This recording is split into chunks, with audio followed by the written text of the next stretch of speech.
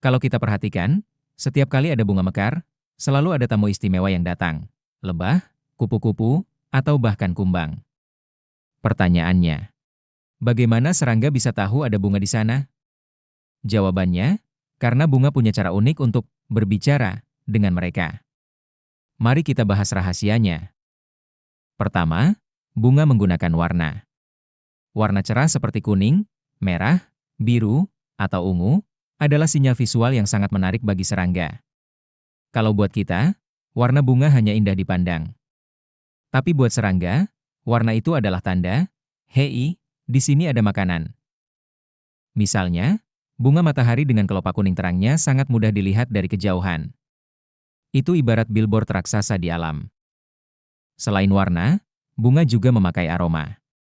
Aroma manis atau wangi tertentu sebenarnya adalah kode kimia yang dibuat khusus untuk menarik serangga tertentu. Contohnya, bunga melati mengeluarkan aroma kuat di malam hari, karena ingin mengundang ngengat malam untuk membantu penyerbukan. Sedangkan bunga yang mekar di siang hari lebih sering mengandalkan warna cerah, karena serangga penyerbuknya aktif di siang. Yang lebih luar biasa lagi, banyak bunga punya pola tersembunyi yang nggak bisa dilihat manusia, tapi bisa dilihat oleh serangga. Polanya ada dalam spektrum cahaya ultraviolet. Buat serangga seperti lebah, kelopak bunga seolah punya runway bandara yang memberi petunjuk arah menuju pusat nektar.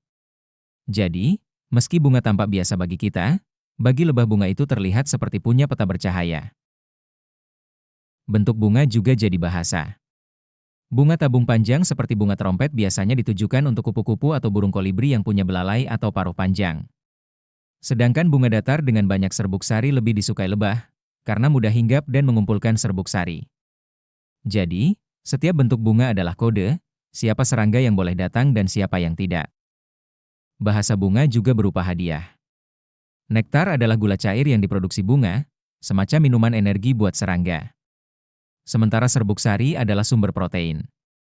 Dengan hadiah itu, bunga membayar jasa serangga yang membantu memindahkan serbuk sari ke bunga lain.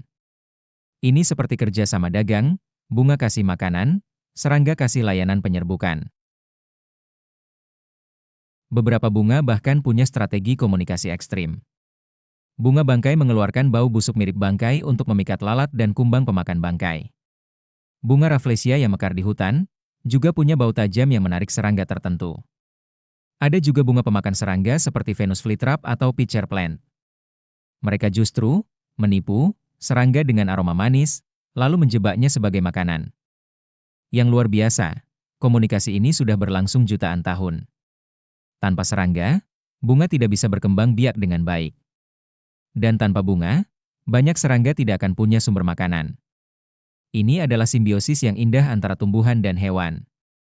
Bahasa rahasia bunga ini membuktikan bahwa alam punya cara sendiri untuk menjaga keseimbangan. Jadi, kenapa bunga bisa berbicara dengan serangga? Karena mereka memakai bahasa warna, aroma, bentuk, hingga cahaya ultraviolet. Mereka tidak berbicara dengan kata-kata, tapi dengan sinyal alami yang ajaib. Mulai sekarang, kalau kamu melihat lebah hinggap di bunga, ingatlah bahwa mereka sedang menjalani percakapan rahasia yang kita, manusia, jarang bisa pahami. Alam selalu punya bahasa. Kita hanya perlu belajar mendengarnya. Jeti, kenapa bunga bisa berbicara dengan serangga? Karena mereka memakai bahasa warna, aroma, bentuk, hingga cahaya ultraviolet. Mereka tidak berbicara dengan kata-kata, tapi dengan sinyal alami yang ajaib. Mulai sekarang, kalau kamu melihat lebah hinggap di bunga, ingatlah bahwa mereka sedang menjalani percakapan rahasia yang kita, manusia, jarang bisa pahami. Sekarang kamu tahu, kalau bunga dan serangga ternyata punya bahasa rahasia mereka sendiri. Keren banget, kan?